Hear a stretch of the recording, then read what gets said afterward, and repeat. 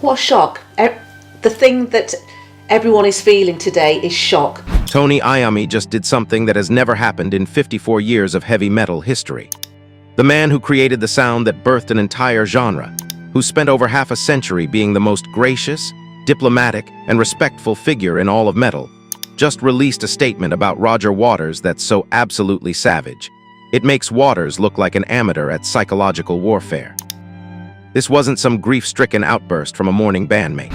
This was a calculated, methodical annihilation from someone who's been quietly documenting Roger Waters' toxic behavior for decades, and finally decided that staying silent was enabling a fraud to keep poisoning the music world. Because when Tony Iommi finally chooses to destroy someone, he doesn't just throw punches. He performs surgical strikes that expose everything rotten about their character. Here's what triggered this nuclear response. 3 days after Ozzy's death, Roger Waters gave an interview where he called Ozzy Osbourne a pathetic carnival act who set back serious rock music by decades, and claimed that Ozzy's legacy was built on cheap shock value rather than genuine artistry. Waters actually said that Ozzy's influence on music was predominantly negative, and that heavy metal as a genre was intellectual regression disguised as rebellion. Now, if you know anything about Tony Iommi, you know he's the one guy in metal who never responds to provocations. This is the man who stayed diplomatic when every metal band on Earth was claiming they invented his sound. He kept quiet when progressive rock critics spent decades dismissing Black Sabbath as primitive noise. He's been nothing but gracious to everyone from thrash metal pioneers to nu metal bands, even when they completely copied his innovations without giving proper credit. Iommi has built his entire reputation on being the gentleman of heavy metal, the founding father who never burns bridges and always takes the high road. So for him to come out swinging at Roger Waters like this isn't just surprising. It's a complete character revelation that suggests something much deeper and more personal than anyone realized. But Iommi didn't just defend Ozzy's memory. He made this devastatingly personal in a way that shocked everyone who knows him.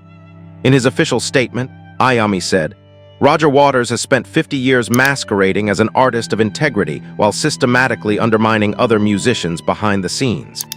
His attack on Ozzy's legacy is just the latest example of behavior I've witnessed since 1971.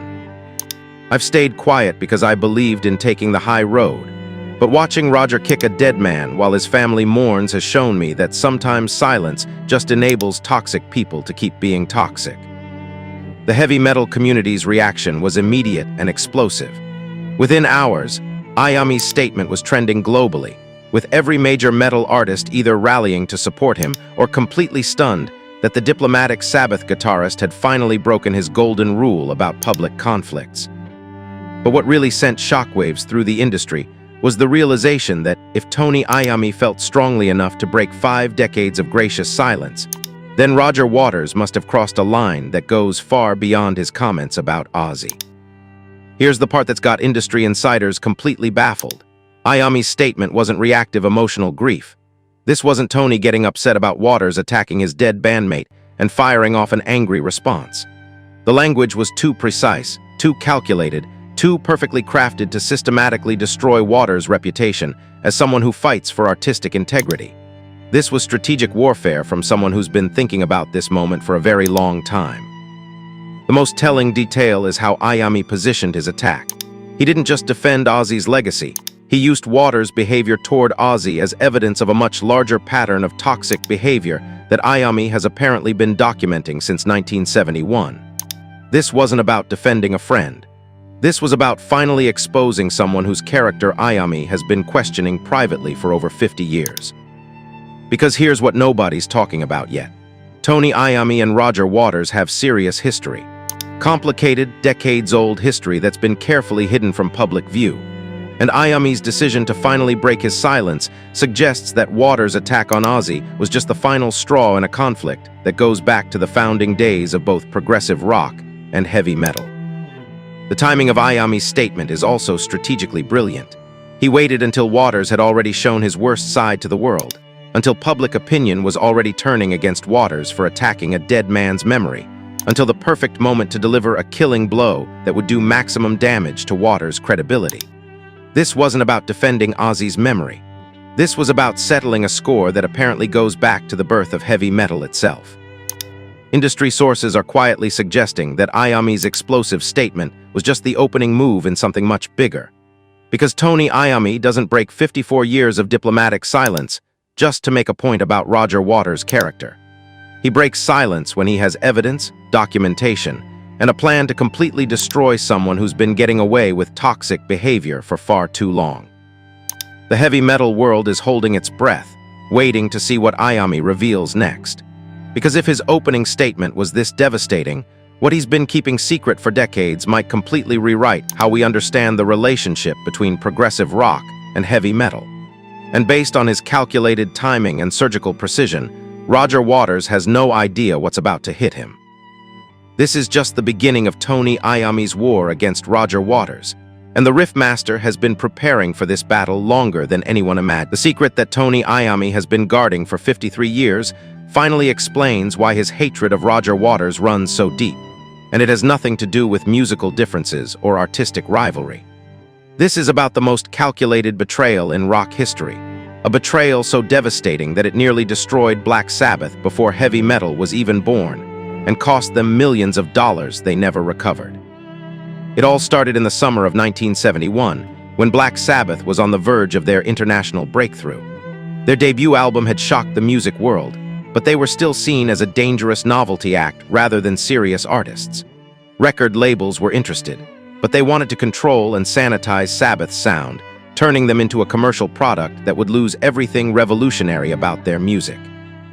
That's when Sabbath's management arranged the most important meeting in the band's history, a secret session with executives from every major British record label, where Sabbath would demonstrate their new material and negotiate the contract that would determine their entire future. This wasn't just about money. It was about whether Black Sabbath would maintain creative control over the sound they invented or become corporate puppets dancing to commercial demands. The meeting was scheduled for August 15, 1971, at a private recording facility in London. Complete secrecy was essential because if word leaked about the session, competing labels would sabotage each other's negotiations and Sabbath would lose their leverage. Only 5 people outside the band knew about this meeting: their manager, their booking agent, and 3 trusted industry contacts who had helped arrange the session. One of those trusted contacts was Roger Waters. Waters had positioned himself as a friend to emerging British rock bands, someone who understood the struggle against record label manipulation, because Pink Floyd had fought similar battles. He'd reached out to Sabbath's management months earlier, offering advice about contract negotiations and promising to use Pink Floyd's industry connections to help Sabbath get a fair deal. Iommi was initially suspicious of Waters' motives, but the other band members were convinced that having Pink Floyd's support would legitimize their artistic credibility. Waters seemed genuinely committed to helping them, often calling to check on their progress and offering detailed advice about negotiation strategies and contract terms. But here's where the story gets absolutely devastating. While Waters was publicly supporting Sabbath and privately offering strategic advice, he was simultaneously feeding every detail about their secret negotiation session directly to specific record label executives. Not just general information, but exact timing, location, the band's financial pressures, and detailed intelligence about their negotiation priorities. The betrayal was systematic and comprehensive. Waters had convinced Sabbath's management to share their most sensitive strategic information, promising that Pink Floyd's industry connections would help them implement their plans more effectively. Then Waters turned around and gave that information to the exact label executives who were trying to lowball Sabbath into an exploitative contract. What made this betrayal especially cruel was how Waters used his conversations with the band to identify their individual vulnerabilities. He'd ask detailed questions about each member's financial situation, personal pressures, and commitment levels, claiming he wanted to help them present a united front. Then he'd use that information to help label executives apply pressure at exactly the right moments to fracture the band's negotiating position. The betrayal reached its climax on the day of the secret session itself. 3 hours before the meeting was scheduled to begin, every major label executive who was supposed to attend received anonymous tips claiming that Black Sabbath was planning to use the session to play the labels against each other in bad faith. The tips included detailed information about Sabbath's backup negotiation strategies and suggested that the band was already committed to signing with a competing label. The result was catastrophic. Two labels pulled out of the meeting entirely, claiming they wouldn't participate in manipulative games. The remaining executives arrived with completely defensive attitudes, convinced that Sabbath was trying to con them. Instead of competing for the band's signature, they coordinated to offer identical low-ball contracts that gave Sabbath no negotiating leverage whatsoever.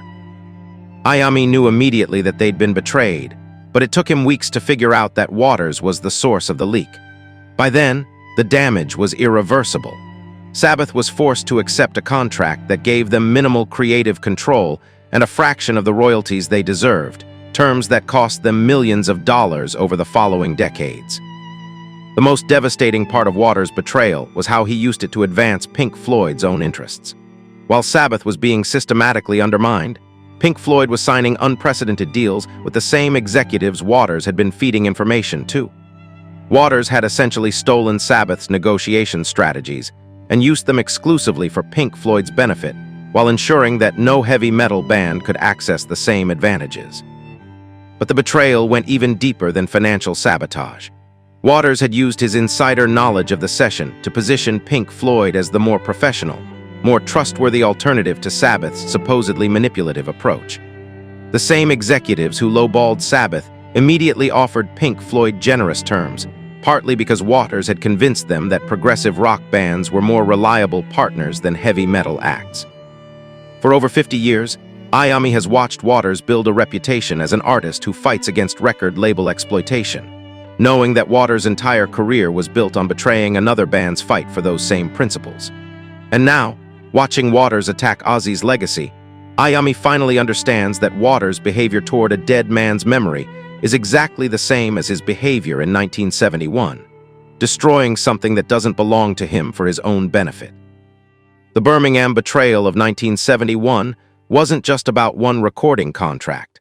Waters had discovered that he could advance his own career by systematically undermining heavy metal's attempts at industry respect, and he's been using that strategy ever since. What Tony Iommi discovered after the 1971 betrayal was far more sinister than a single act of sabotage.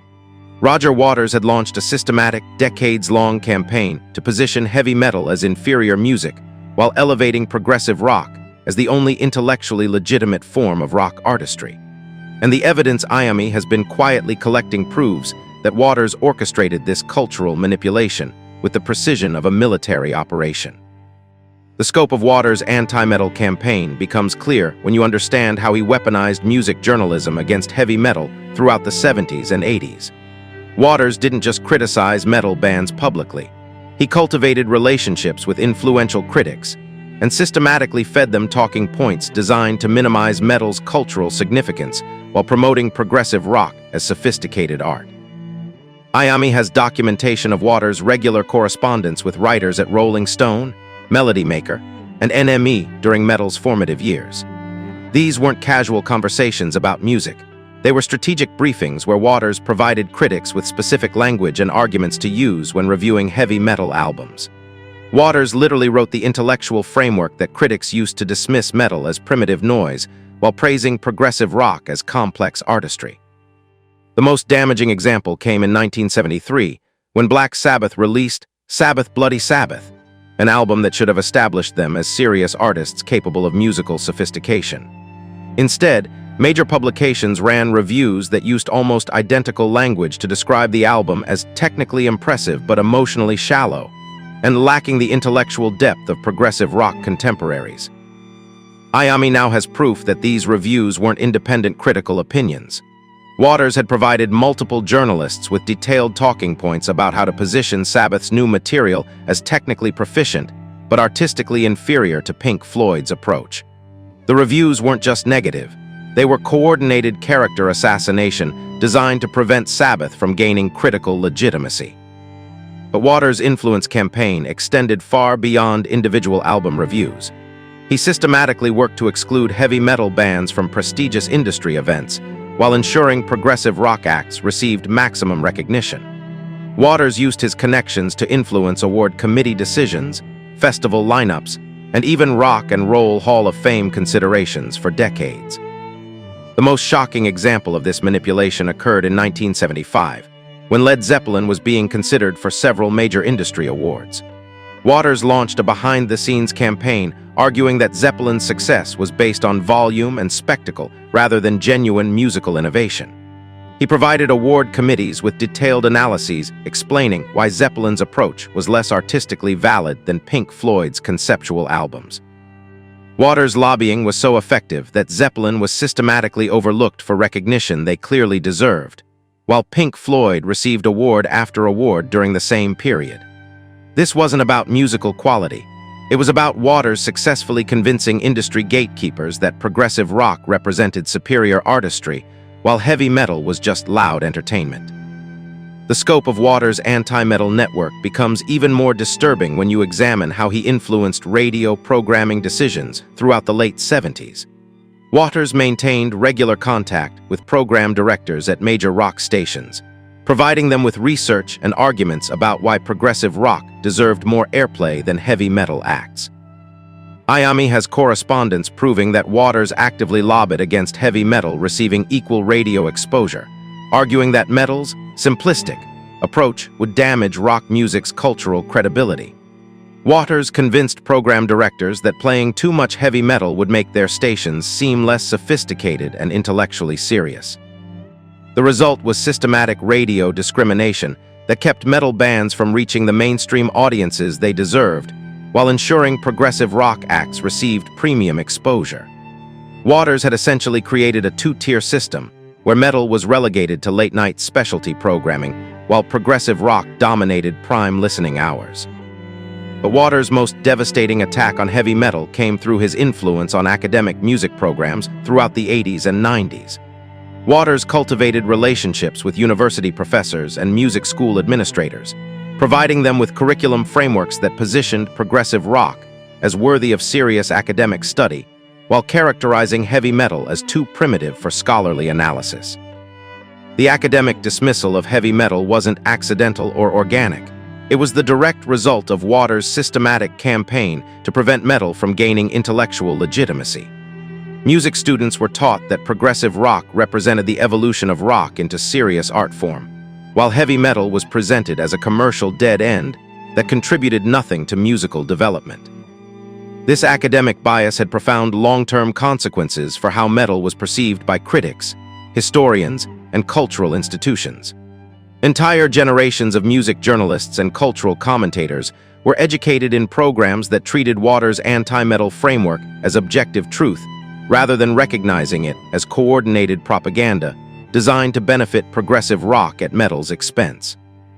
The most insidious aspect of Waters' campaign was how he positioned himself as defending artistic integrity, while systematically destroying other artists' attempts to achieve recognition for their own artistic innovations.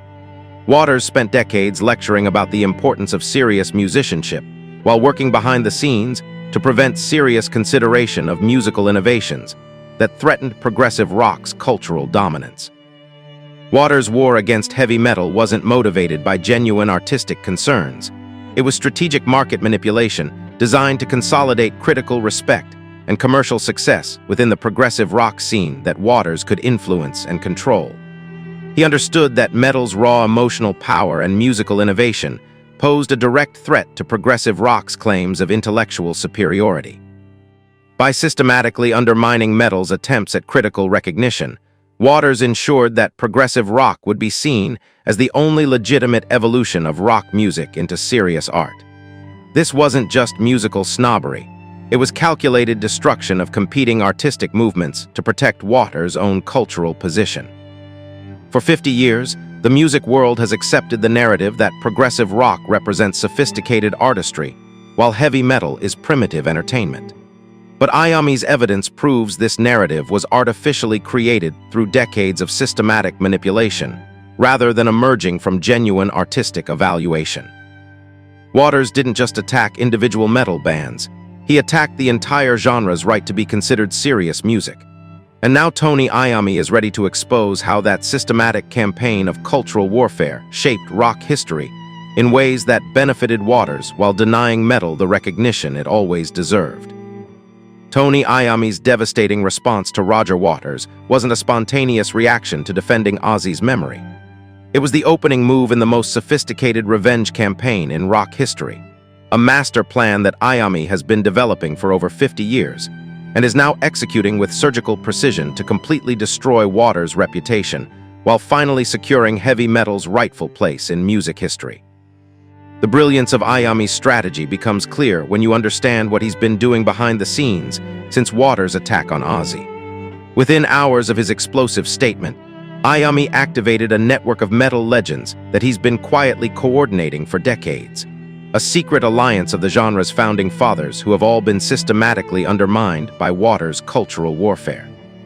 Jimmy Page was the first to join Iommi's coordinated response, releasing his own statement revealing how Waters had spent years spreading false rumors about Led Zeppelin's financial instability to other musicians and industry executives. Page disclosed that Waters had told multiple artists that Zeppelin was on the verge of bankruptcy and couldn't be trusted as reliable collaborators, rumors that were completely fabricated but sophisticated enough to damage Zeppelin's credibility with potential partners. But Page's revelation was just the beginning. Robert Plant followed with his own bombshell, exposing how Waters had actively lobbied against Zeppelin's Rock and Roll Hall of Fame induction in their first eligible year, arguing to committee members that Zeppelin's success was based on volume rather than genuine innovation. Plant revealed that Waters had provided the Hall of Fame with detailed analyses designed to delay Zeppelin's recognition, while ensuring Pink Floyd received priority consideration. The coordinated revelations continued with Deep Purple's surviving members, who disclosed that Waters had sabotaged their contract renegotiations in the late 70s by convincing them that the market for heavy rock was collapsing.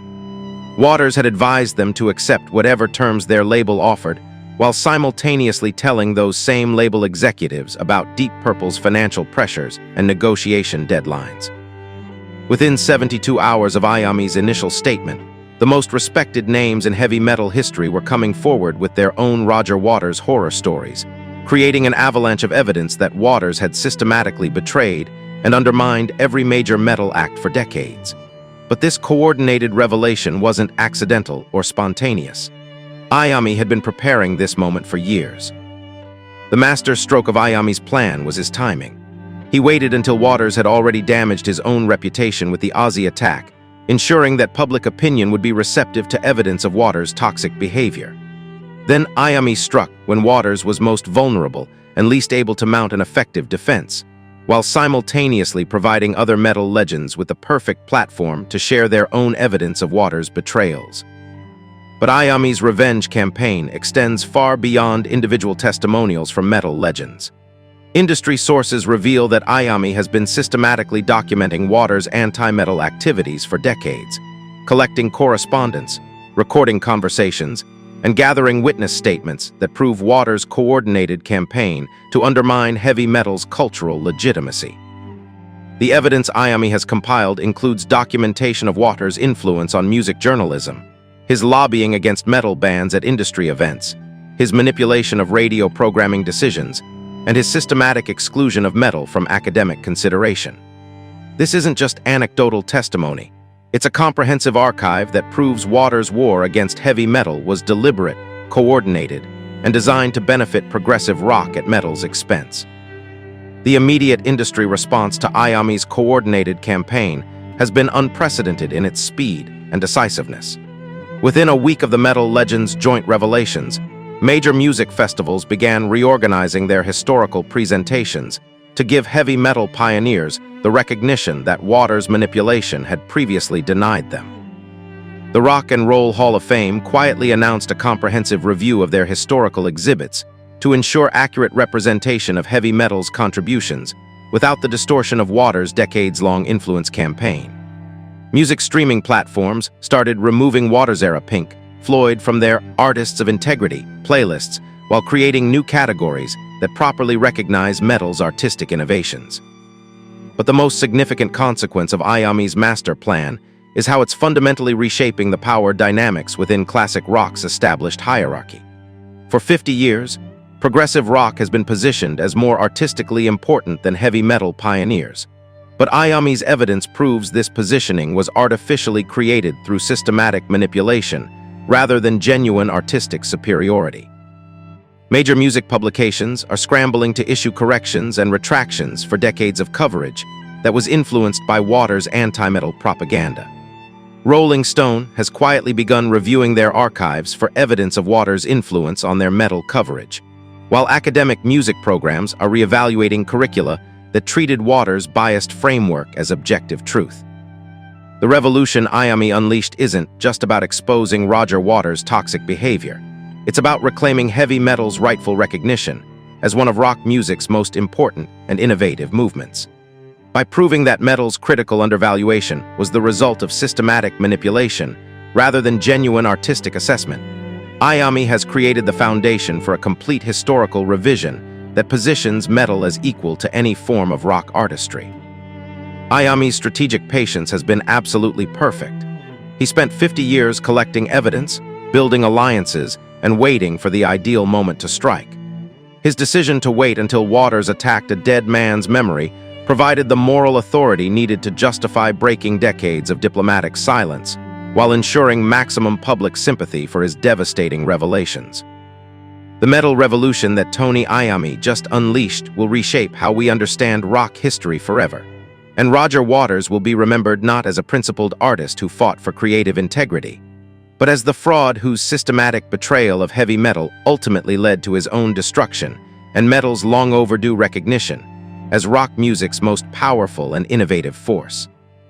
Tony Iommi's master plan proves that patient, methodical revenge is infinitely more devastating than immediate emotional response, and his 50-year wait for the perfect moment has resulted in the complete annihilation of his enemy and the liberation of an entire musical genre from decades of systematic oppression. Subscribe immediately for exclusive coverage of heavy metal's coordinated assault on Roger Waters' crumbling legacy.